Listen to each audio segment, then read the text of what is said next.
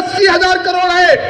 देश का दूसरा कानून कहता है कि कोई भी अगर किसी भी परिसंपत्ति के लिए टेंडर में भाग लेगा उसकी नेटवर्थ 30% होनी चाहिए। यानी कि अगर 80,000 करोड़ की परिसंपत्तियों की नेटवर्थ 30% निकाली जाएगी तो कितना हुआ? 24,000 करोड़ हुआ। और 24,000 करोड़ को अगर 5 कंपनियों में आप बांटोगे तो कितना हुआ? 4800 करोड़ हुआ। यानी कि आपने जो मिनिमम प्राइस कर रखा 2,000 करोड़ एक कंपनी के लिए, वो 4800 करोड़ होना चाहिए था। लेकिन आपको कानून का ज्ञान नहीं था, इसलिए आपने इस प्रकार की परिपाटी को आगे बढ़ाया। तो सबसे पहले कानून का ज्ञान रखिए, संविधान पढ़िए, अधिनियम पढ़िए।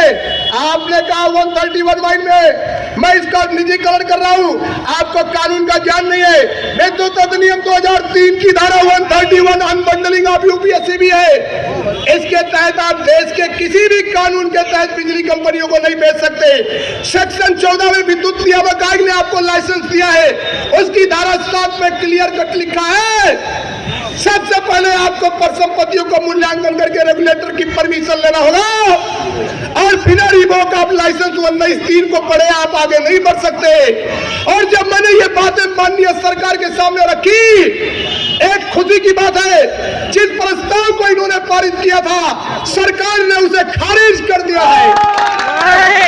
सरकार ने उसे खारिज करते हुए कहा है सबसे पहले आप कोई ऐसा कंसल्टेंट लाओ जिसको नियम और कानून का ज्ञान हो, उसके बाद उस पर पार्टी को आगे बढ़ाते हुए कार्रवाई पर विचार किया जाएगा।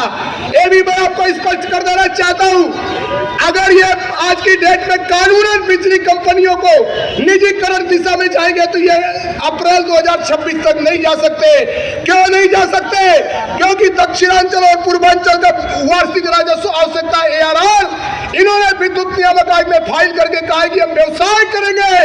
अगर आप 25-26 तक व्यवसाय करेंगे तो इसको आप बेच नहीं सकते। ये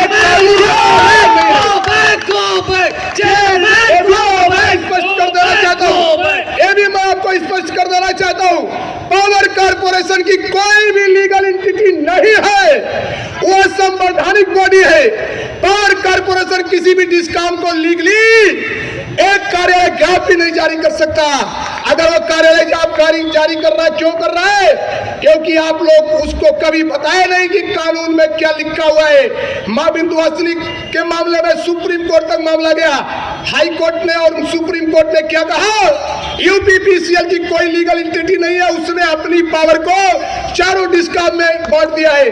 जब आपकी पावर ही नहीं है तो आप 2 डिस्कॉम को बेच कैसे दोगे? नहीं बेच सकते आप कानूनन। देना चाहता हूं, इन्होंने कहा कि हमने एनर्जी टास्क फोर्स में ये प्रस्ताव पास कर दिया। आपको ये पता है कि पूरे प्रदेश में उपभोक्ताओं की 5,000 करोड़ की सिक्योरिटी जमा है। इन दोनों कंपनियों में 1,62,00,000 कंज्यूमर है, उनकी सिक्योरिटी आज की डेट में 250 करोड़ रुपए है। और आप कंपनी की जो नेटवर्थ के लिए बात करते हैं 2,000 करोड़ कैसे कर दिया? हमारी तो सिक्योरिटी 2,500 करोड़ आपके पास जमा है और आने वाले समय में आपको कानून का ज्ञान नहीं है। भक्ता बहुत है, मैं बात लीगली आपको पता होगा, रोज आप समाचार पत्रों के माध्यम से देखते होंगे, ये कहीं भी लीगल स्टैंड नहीं कर रहे। और सरकार ने भी इनके प्रस्ताव को, वित्त विभाग ने इनके प्रस्ताव को क्यों उठा के फेंक दिया? उन्होंने कहा जो भी उपभोक्ता परिषद द्वारा बनाए गए प्रस्ताव पर लीगल कॉम्प्लिकेशन और लीगल कमियों को निकाला गया है, उसका एक भी सवाल का जवाब अगर आपके पास है तो रखे। इनके पास कोई भी जवाब नहीं है, इनके पास कोई भी वो नहीं है।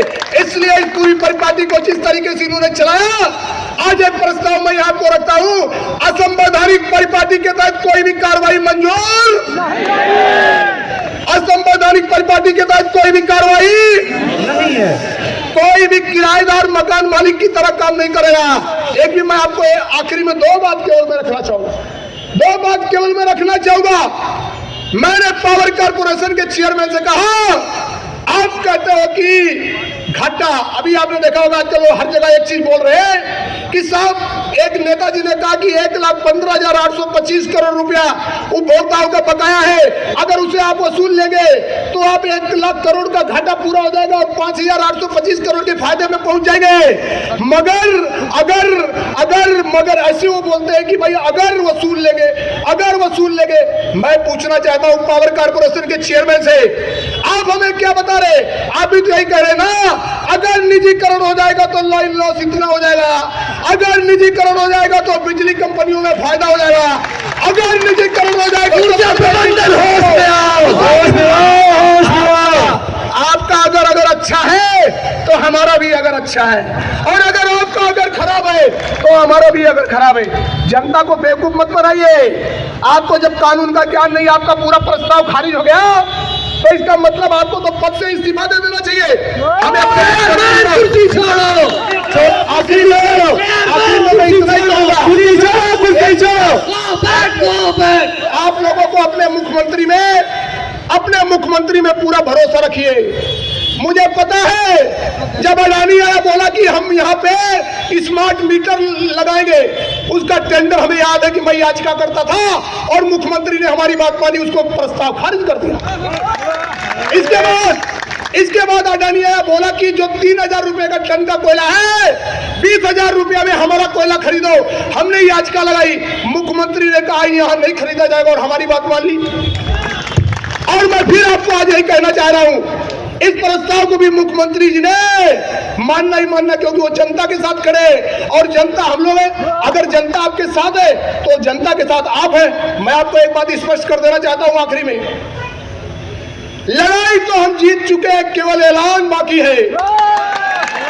लड़ाई तो हम जीत चुके हैं, केवल ऐलान बाकी है। थोड़ा और रुको मेरे साथियों, थोड़ा इम्तिहान और बाकी। जय संविधान, जय बाकी है। और एक बात मैं आखिरी में स्पष्ट कर देना चाहता हूं, हमारी ये तो यहाँ पे अभी लीगल कानून के मेरे 2-4 पचड़े हुए, अभी तो केवल मैंने इनको 15% कानून की किताब का दर्शन कराया है। अभी हमारे पास 85% कानून की किताब का दर्शन ही नहीं कराया है। संविधान जवाब नहीं दे पा रहे, आप तो नियामक आयोग का जवाब नहीं दे पा रहे।